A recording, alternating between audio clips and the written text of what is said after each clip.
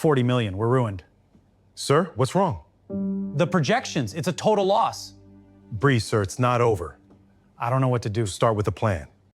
Sir, the audit is done. It's a $40 million write-down. 40 million, how is that possible? The books were falsified. It's fraud. This will destroy the company, what do we do? Get the hell out of here. I do not need some broke-ass janitor watching me like a damn stray dog. Victor Hargrove did not even look up. Tears on his face. $40 million gone. Stolen. Sitting alone in an empty office with a whiskey he could not even lift. Jalen Brooks stood in the doorway, mop in hand. "Sir, is there anything I can do for you?" "Boy, you can barely afford the shoes you are standing in. Get back to your bucket." Jalen did not leave. He looked past Victor straight at the documents on the desk. His eyes caught something no one in this building had seen for a long time. Then he said 3 words. Victor froze, stared at this janitor like he was seeing a ghost. 3 words from a man who pushed a mop for a living. And those 3 words saved a billionaire's entire empire from a $40 million betrayal. Man, you have got to hear how this whole thing started. Let me take you back. A Tuesday night in late October. Manhattan was doing what Manhattan always does, glowing like it never sleeps. High up, the Hargrove Tower cut through the skyline like a glass knife, the kind of building where the elevator alone costs more than most people's apartments. Down at street level around the back of the building, there was a service entrance. No marble here, no chandelier, just a gray metal door with a badge scanner and a flickering light above it that nobody ever bothered to fix. Jalen Brooks swiped his badge right on time. Same time every night for years straight. The scanner beeped. The door clicked open. The cold October air followed him inside. He walked down a concrete hallway to the basement locker room.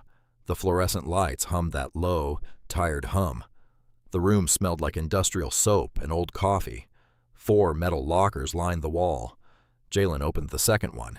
Inside, hanging on a hook, his navy coveralls pressed and clean. He put them on the same way he always did. Left leg first, right leg zip up the front. On the inside of his locker door, there was a faded photograph. A younger Jalen wearing a sharp gray suit, shaking hands with someone at a graduation ceremony. Howard University MBA. Right next to the photo taped to the metal, a yellowed newspaper clipping a small article about a black-owned accounting firm that closed its doors years ago. The firm's name was Brooks & Associates. Jalen looked at that photo every night. Never said a word about it to anyone.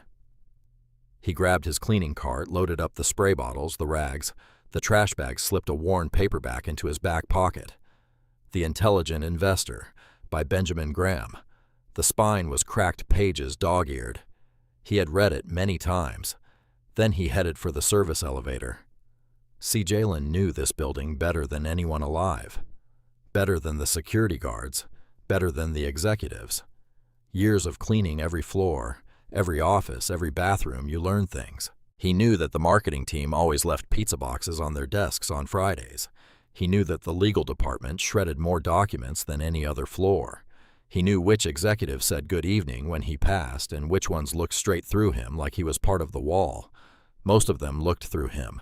That was fine. Jalen did not need to be seen. He had his routine, his rhythm. Mop the lobby, vacuum the hallways, empty the trash, wipe down the glass, move floor by floor bottom to top, ending on the top floor the executive suite. That is where the corner office was the big one. Victor Hargrove's office. Now let me tell you about Victor Hargrove. 52 years old, self-made billionaire, built Hargrove Enterprises from a single real estate deal into a $2.3 billion commercial empire. Office towers, shopping centers, luxury developments. The man's name was on buildings across 6 states. But tonight, none of that mattered. Tonight, Victor Hargrove was broken. He sat behind his mahogany desk in the dark. The only light was the blue glow from his laptop screen. His tie was loose. His jacket was on the floor. There was a glass of whiskey on the desk poured hours ago, still full. He had been staring at a forensic audit report, and every page said the same thing. $40 million had been drained from Hargrove Enterprises over time, siphoned through a web of shell companies with names that did not exist before the money started moving. His board of directors had called an emergency meeting for the next morning. 3 major investors were already threatening to pull out. The company's stock had dropped after someone leaked the rumor to the press, and the worst part, Victor thought he knew who did it. Damian Whitaker, his chief financial officer, his right-hand man for 8 years, had discovered the discrepancies and pointed the finger straight at Khalil Sanders, 26 years old, black kid from the Bronx, junior financial analyst. Damian fired him on the spot. Victor believed every word of it. Now sitting in that dark office with tears drying on his face, he was not sure he believed anything anymore. Jalen rolled his cleaning cart out of the service elevator on the top floor. The hallway was dead quiet. That expensive kind of quiet. Thick carpet, soundproof walls, the hum of central air conditioning whispering through the vents. He started his routine. Trash cans first, then the glass conference room walls, then the bathrooms. He worked his way down the hall office by office, moving slow and steady, like he always did. But when he turned the corner toward Victor's office, he stopped. The light was on. Not the overhead lights, just the blue glow leaking through the glass door. Jalen had cleaned this floor almost every night for years. He knew Victor's patterns. The man was usually gone early, home to his penthouse, never stayed late. Something was wrong. Jalen parked his cart against the wall, walked to the door, knocked twice, soft. No answer. He knocked again. "Mr. Hargrove, it is. Jalen. Cleaning crew. Just checking if you need anything before I said, get the hell out." Victor's voice came from deep inside the dark office, raw hoarse like he had been talking to himself for hours, or not talking at all. Jalen should have walked away. That is what years of being invisible had taught him. Do not ask questions. Do not linger. Do not make yourself a problem. Just clean and go. But something in that voice, something cracked and desperate, made him push the door open a few inches. The smell hit him first. Whiskey, the sharp kind. Then he saw Victor hunched over his desk papers everywhere. Not the neat stacks Victor usually kept. These were scattered, some on the floor. A forensic audit report with red circles and handwritten notes in the margins. "Sir, I am sorry. I just heard." "You heard what?" "That I am finished." Victor laughed, bitter, hollow. $40 million gone, and I am sitting here like an idiot trying to figure out how it happened. Jalen stood in the doorway. He did not step in, did not step out. His eyes moved across the desk the way they always did. Quick automatic. Years of cleaning offices. You see everything. Bank statements. Love letters. Resignation letters. Divorce papers. Jalen had seen it all and never said a word. But tonight his eyes caught something different. The shell company documents were spread across the left side of the desk. Wire transfer authorizations on the right, and in between a compliance report with signature pages. Jalen's brain did something it had not done in years. It went into accountant mode. The signatures on the wire transfers did not match the authorization codes on the compliance forms. The routing numbers were sequenced wrong, a pattern that any forensic accountant would flag in minutes. But if you were not looking for it, if you trusted the person who filed those forms, you would never notice. Jalen noticed. His lips parted. He almost said something right there. Almost. But before he could open his mouth, a voice came from behind him. "What the hell is this?" Damian Whitaker, standing at the end of the hallway, suit still perfect. Not a wrinkle. His cologne hit the air before his words did. Sharp, expensive, aggressive. Damian walked toward Jalen with that walk. You know the walk. Chin up, shoulders squared. Every step saying, I own this floor and you do not. Why is the janitor in the chief executive officer's office unsupervised? Damian was not asking Jalen. He was asking the air, like Jalen was not a person worth speaking to directly. Victor looked up from his desk. Damian, it is fine.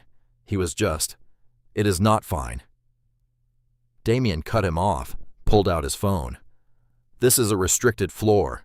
We have got confidential documents in every office up here. And this guy he pointed at Jalen without looking at him is standing in the middle of it. Damien stepped closer to Jalen, close enough that Jalen could see the tiny veins in Damien's eyes, could smell the bourbon under the cologne. "You got sticky fingers, mop boy. That what this is? I was just checking if Mr. Hargrove needed. What Mr. Hargrove needs is for you to get your ass back to the basement where you belong." Damien pulled his phone up to his ear. "Security."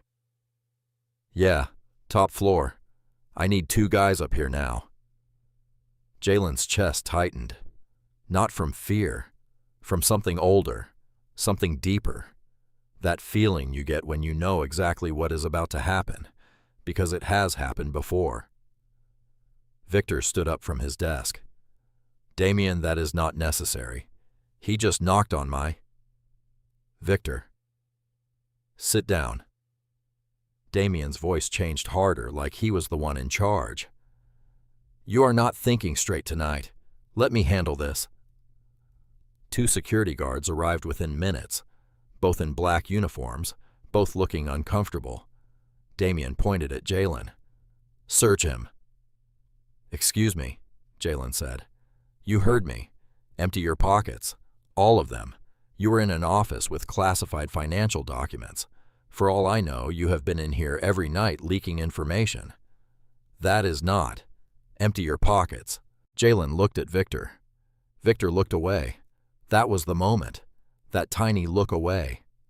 The billionaire could not even hold eye contact with the man being humiliated in his doorway. That look away said everything about the distance between these 2 worlds. Jalen reached into his pockets slowly, one at a time. Left pocket, a ring of keys, his apartment, his locker, nothing else. Right pocket, his phone, a phone with a cracked screen. Back pocket, the worn copy of The Intelligent Investor. The book fell to the carpet with a soft thud. One of the security guards picked it up, looked at the cover, raised an eyebrow. Damien saw it, smirked. "Oh, that is cute. What is next? You going to tell me you have got an MBA, too?" Jalen said nothing. His jaw was tight. His eyes stayed level. Damien turned to the guards. "Check the cart, too." They checked. Spray bottles, rags, trash bags, a thermos of coffee. Nothing else. Damien was not satisfied. He never would be. This was never about documents. This was about a black man standing somewhere Damien did not think he should stand. "Get him out of here. Service elevator. And I want a report filed. Unauthorized access to a restricted floor." Jalen picked up his book, put it back in his pocket, straightened his coveralls. He did not argue, did not raise his voice, did not give Damien the satisfaction. The guards walked him toward the elevator, one on each side, like he was dangerous, like a janitor with a mop and a paperback was a threat to national security. They reached the elevator, the guard pressed the down button. The doors opened. Jalen stepped inside, turned around, and right before the doors closed, he looked past the guards, past Damien, straight at Victor Hargrove standing at the far end of the hallway.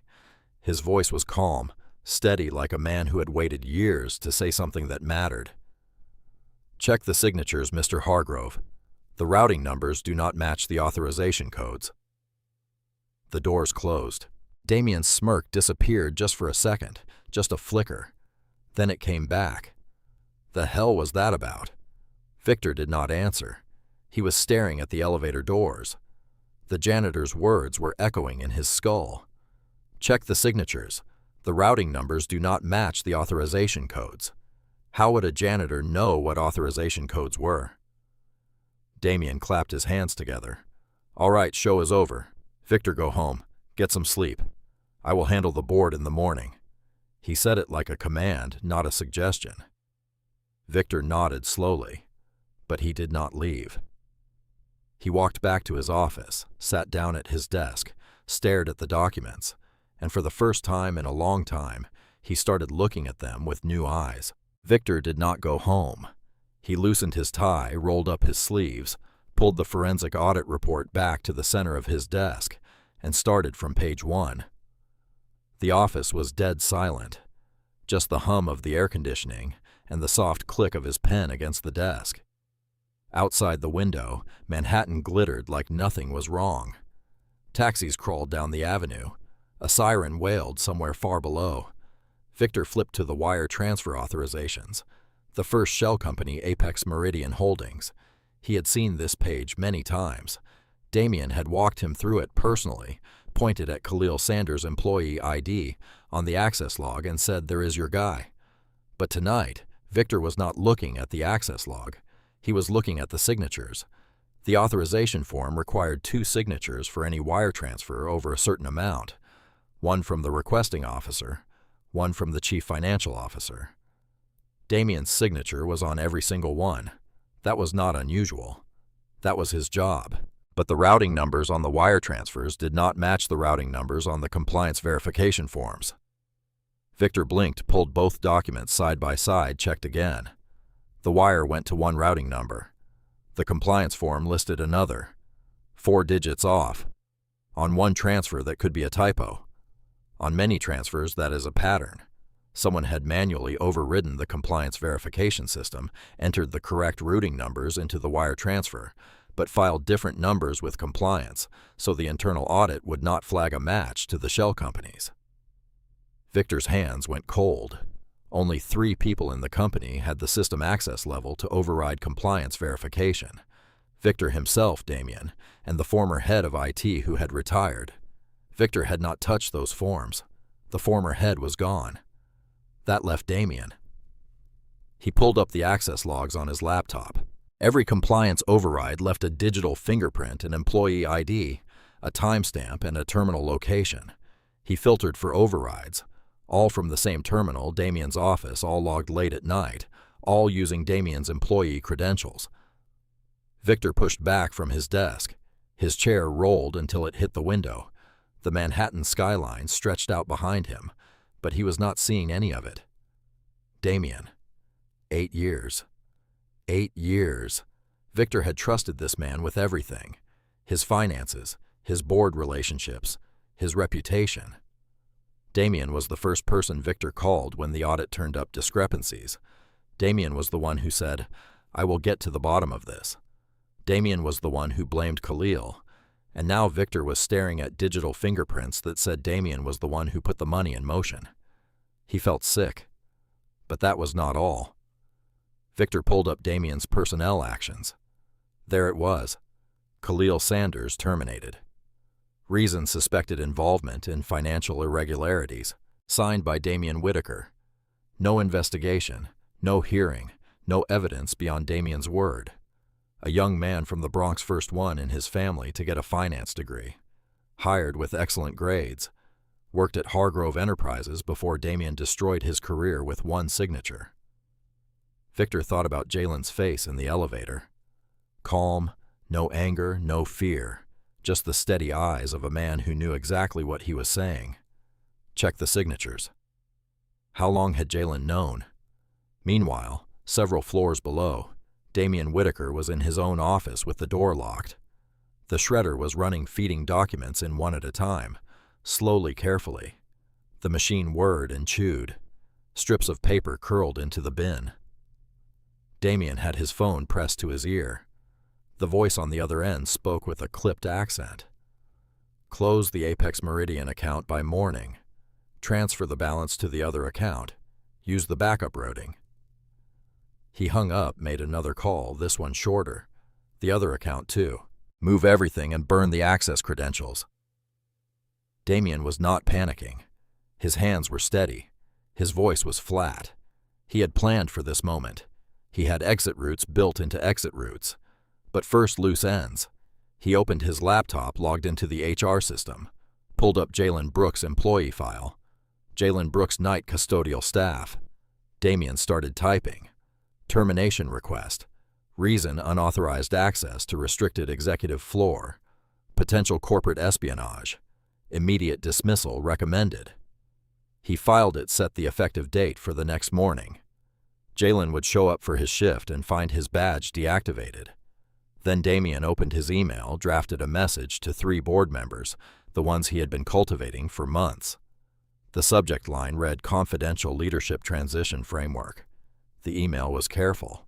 No accusations, just gentle suggestions that Victor was under enormous stress and may not be in the best position to lead the company through this crisis. Damien read it over twice, hit send. He leaned back in his chair, looked at the ceiling, smiled. By tomorrow afternoon, Victor would be pressured to step aside. Damien would step in as interim chief executive officer. The investigation would quietly die. The money was already moving offshore, and the only person who could connect any of it, a janitor with a mop and a paperback, would be gone before sunrise. Perfect. Except for one thing. Damien did not know. Later that night, Victor Hargrove took the service elevator to the basement. The hallway was dimmed that same flickering light above the service entrance. The concrete walls felt like a different planet from the top floor. Victor had never been down here, not once. He found the break room at the end of the hall, a small room with a plastic table, 2 chairs, a microwave, and a vending machine that buzzed. The overhead light was yellow and tired. Jalen was sitting at the table, thermos of coffee in front of him, the intelligent investor open. He looked up when Victor walked in. Neither of them spoke for a moment. Victor pulled out the other chair, sat down. The plastic creaked under him. He looked ridiculous. Expensive suit in a basement break room with vending machine light on his face. "You were right," Victor said. "The signatures do not match. The overrides came from Damien's terminal, his credentials, his timestamps." Jalen closed his book, set it on the table. "I know. How? How do you know any of this?" Jalen took a slow breath. Then he told him. The MBA from Howard. The accounting firm he built from nothing and lost. His wife who died of cancer. The janitor job he took because he needed insurance. And because sitting at home in an empty apartment was killing him faster than any disease. He told Victor about years of cleaning Damien's office, the shredded documents he had seen, pieces of wire transfer confirmations in the trash that did not match the company's regular banks, the late-night phone calls Damien made when he thought the floor was empty, the USB drives hidden behind books on Damien's shelf that appeared and disappeared week to week. "I am a janitor, Mr. Hargrove, but I am not blind and I am not stupid." Victor stared at him, really stared like he was seeing Jalen for the first time. "Why did not you say something sooner?" Jalen almost smiled. "Almost. Who was I going to tell?"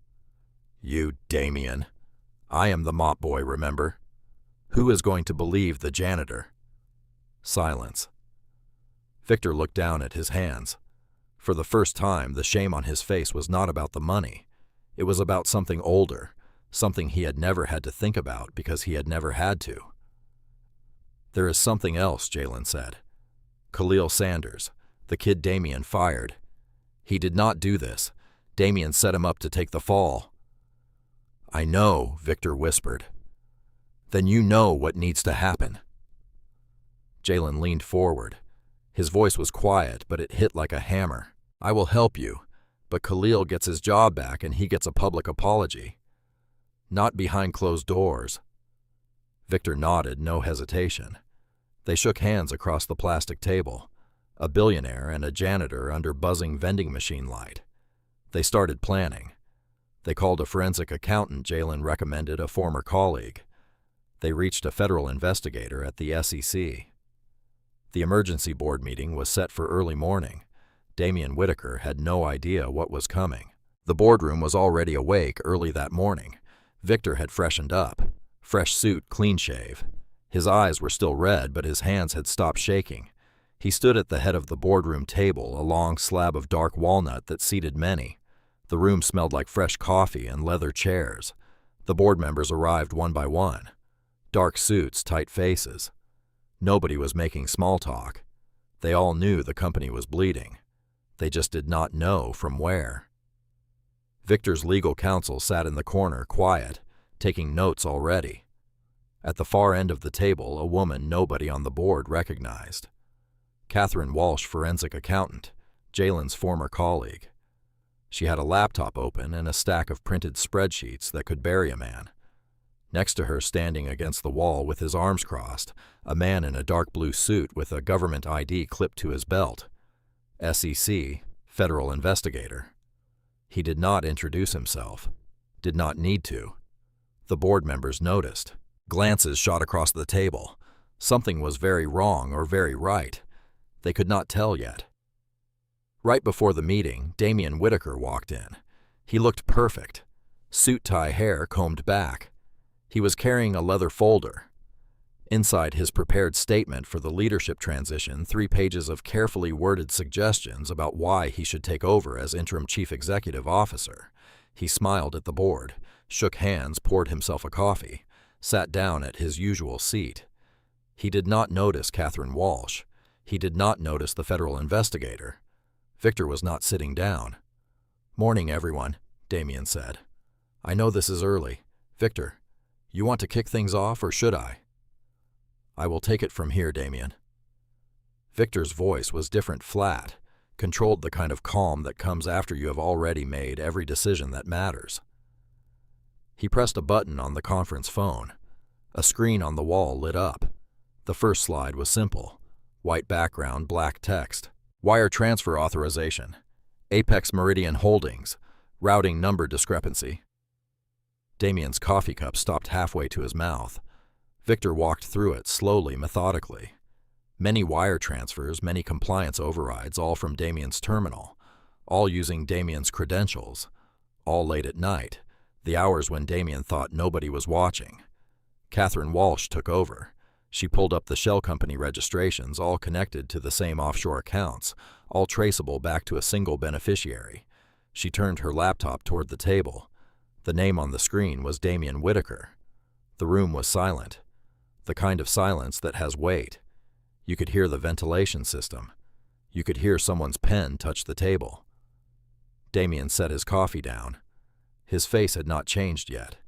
The smile was gone, but the mask was still holding. "This is absurd," he said. "Victor, you are under an enormous amount of stress. I understand that. But pointing fingers at the one person who has been trying to protect this company." "There is more," Victor said. He pressed another button. Security camera footage. Timestamp late the previous night. Damian's office. The footage showed Damian feeding documents into a shredder one by one, then picking up his phone. The audio was not clear, but the federal investigator confirmed they had already subpoenaed the phone records. Damian's mask cracked, just slightly a twitch at the corner of his mouth. His eyes darted to the door. "This is a setup," Damian said. His voice was tighter now, higher. "That janitor, the one who was snooping around last night, he planted something. You are going to take the word of a janitor over." The boardroom door opened. Jalen Brooks walked in. Not in coveralls, not with a mop. He was wearing a pressed suit. Victor's slightly big in the shoulders, but it fit well enough. His shoes were polished. His posture was straight. He sat down at the table, pulled a chair right up to the walnut like he had been sitting in boardrooms his entire life because he had once. Damian stared at him, his mouth opened. Nothing came out. Jalen spoke calm, clear every word, precise. He laid out the financial trail like a surgeon opening a chest. Routing numbers shell company formation dates the correlation between compliance overrides and offshore deposits. The timeline of Khalil Sanders' termination, filed the same week. Damian accelerated the transfers. He used terms half the board had to look up. He cited regulations by number. When he finished, the room was dead quiet. Damian looked around the table. Every face was stone. No allies, no exit. The man who had called him Mop Boy hours ago had just dismantled his entire empire in minutes. Jalen did not gloat, did not smile. He just closed the folder in front of him, leaned back and looked at Damian with the same steady eyes he had had in that elevator. The power flip was complete. The invisible man was now the most important person in the room. Damian stood up fast.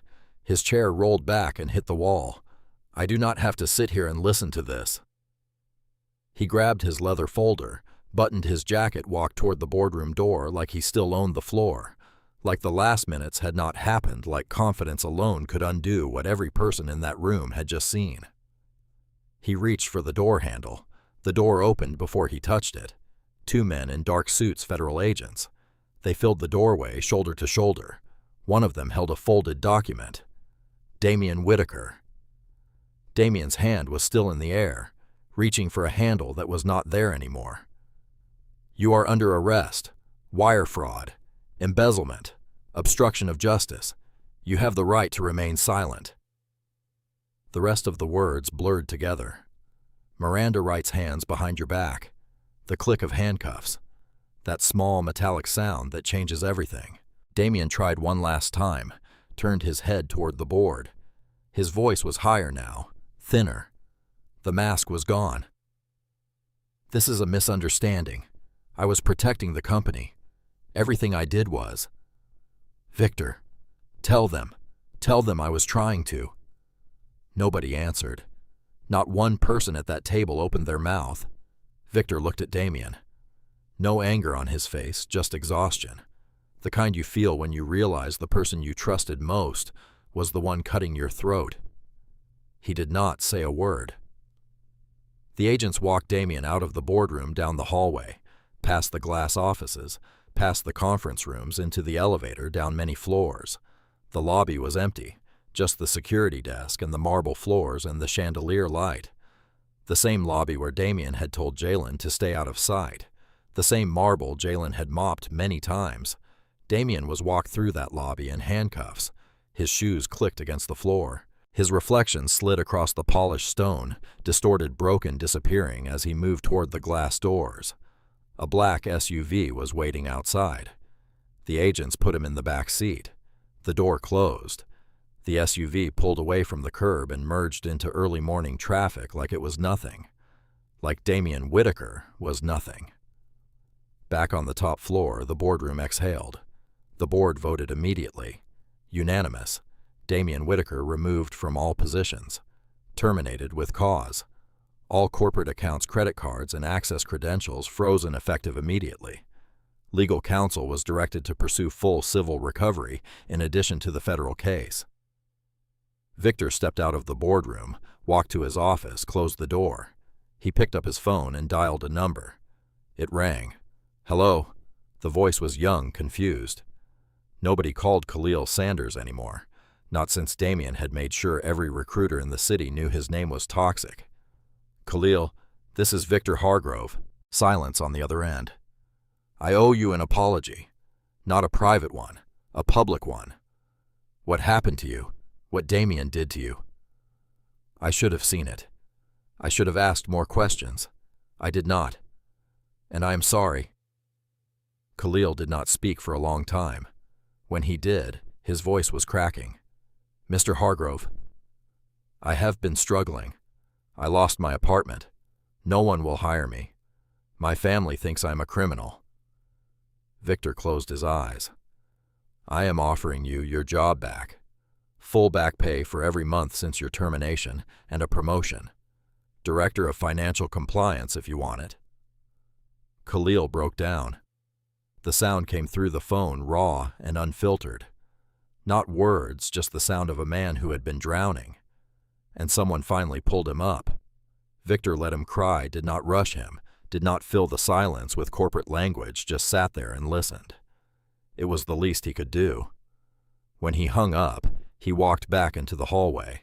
Jalen was standing by the window, still in Victor's borrowed suit, looking out at the Manhattan skyline as the sun finally broke above the buildings. Orange light poured across the floor. You saved this company, Jalen. Jalen shook his head, did not turn from the window. I just told you to check the signatures. Victor stood beside him, two men side by side, watching the sun come up over a city that never stops moving. For the first time in a long time, Victor Hargrove could breathe. The story did not end in that boardroom, not even close. Within days, the FBI opened a formal investigation into Damian Whitaker. The SEC followed two federal agencies pulling the same thread at the same time, and every inch they pulled the thread got longer. The forensic team started with the shell companies, but the deeper they dug, the more they found. More shell companies all connected to Damian, all funneling money through a network of offshore accounts. The total was more than $40 million. Damian had been doing this for years, slowly, patiently skimming just enough that the numbers looked like rounding errors until they did not. But the money was only part of it. The FBI found something else on Damien's personal laptop, a folder labeled Personnel Management. Inside surveillance reports, photographs, background checks, all targeting employees of color at Hargrove Enterprises. Damien had hired a private investigator to dig into the personal lives of any Black or Latino employee he considered a threat. Anyone who asked too many questions, anyone who climbed too fast, anyone who might one day sit in a chair Damien thought belonged to someone else. Khalil Sanders was on the list. So were others Damien had pushed out over the years. Fabricated performance reviews, invented complaints, quiet conversations with department heads suggesting that certain people were not the right cultural fit. Jalen Brooks was on the list too.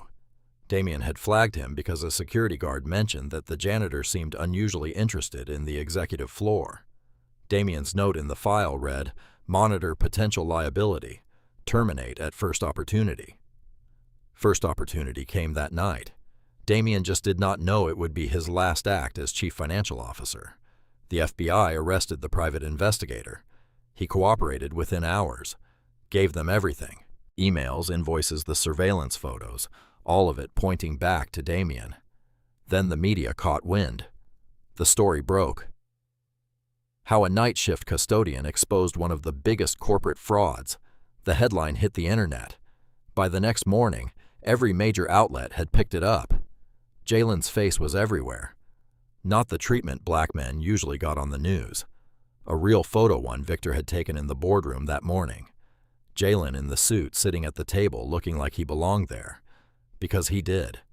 The story went viral. Not because of the fraud. Corporate fraud happens every day. It went viral because of the contrast. The janitor and the billionaire, the mop and the boardroom, the man everyone ignored and the truth nobody wanted to see. Social media exploded. Hashtag check the signatures. It trended nationally, then globally. People posted their own stories times. They had been dismissed, overlooked, underestimated because of how they looked or what they did for a living.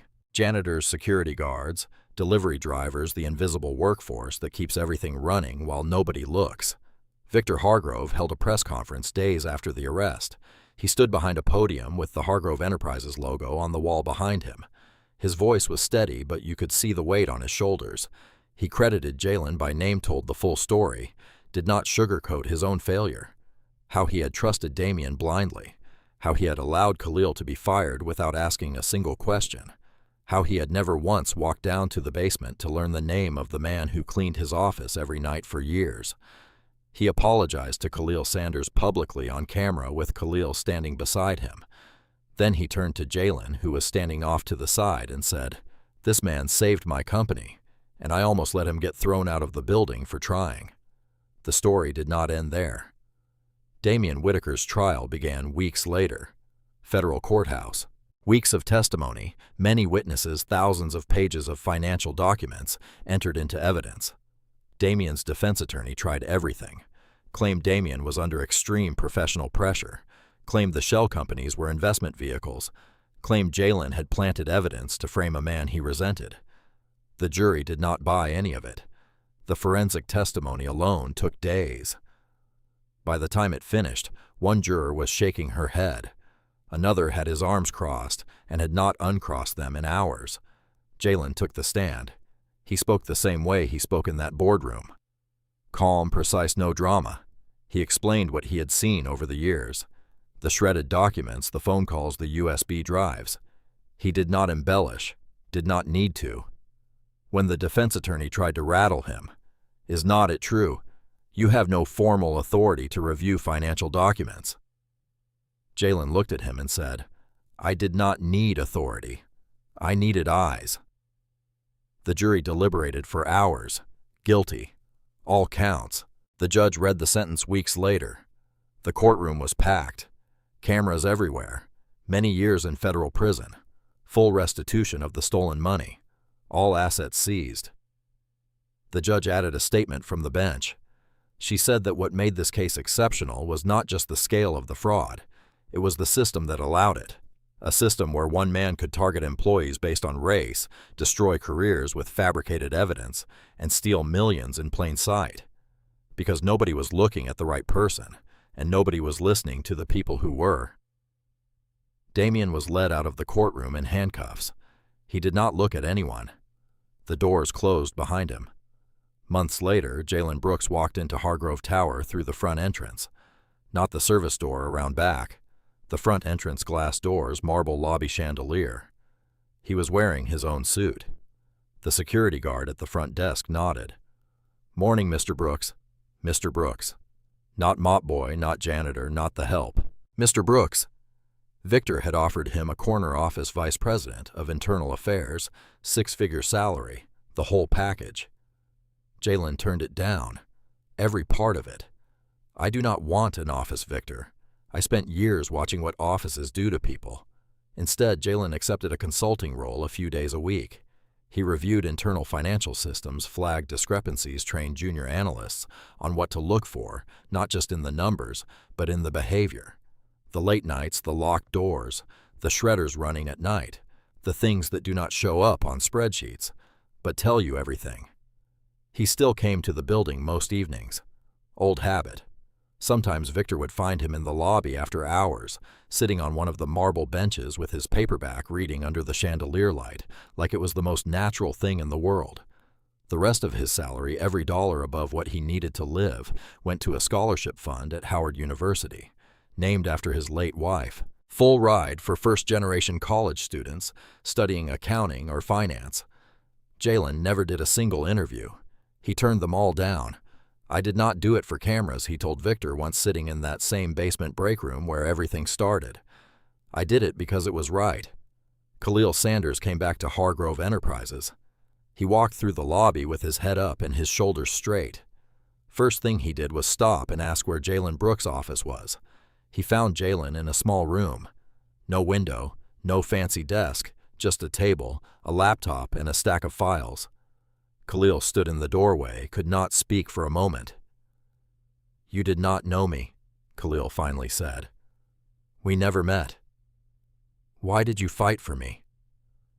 Jalen looked at him, took a long breath. "Because I know what it feels like to lose everything and have nobody believe you." Khalil nodded, wiped his eyes, went to work. He was now director of financial compliance. His first project building a whistleblower protection program so that no one at Hargrove Enterprises would ever have to choose between speaking up and keeping their job. He named it after Jalen. Jalen told him to change the name. Khalil refused. Victor Hargrove rebuilt his company slowly, honestly. He replaced part of the board, hired a new chief financial officer, a woman with years at the Department of Justice. He implemented blind hiring practices, created an independent oversight committee, opened the books to quarterly external audits. He and Jalen became friends, real friends, the kind that does not make sense on paper but makes perfect sense in person, a billionaire and a former janitor. They had lunch every week at a diner a few blocks from the tower. Jalen always ordered the same thing, black coffee and a turkey club. Victor always tried to pay. Jalen never let him. Damian Whitaker sat in a federal detention facility. His assets, the offshore accounts, luxury cars, all seized. His name had become shorthand for corporate fraud. Business schools were already writing case studies. The title of one was "The Signatures Nobody Checked." He had many years to think about what he had lost, and why. And that is where this story ends. But before you go, let me ask you something. Have you ever been underestimated? Looked through like you were not even there?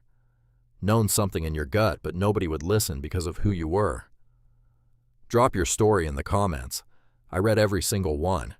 If this hit you, smash that like button, share it with someone who needs to hear it, and subscribe, because the next story is going to make this one look like a warm-up.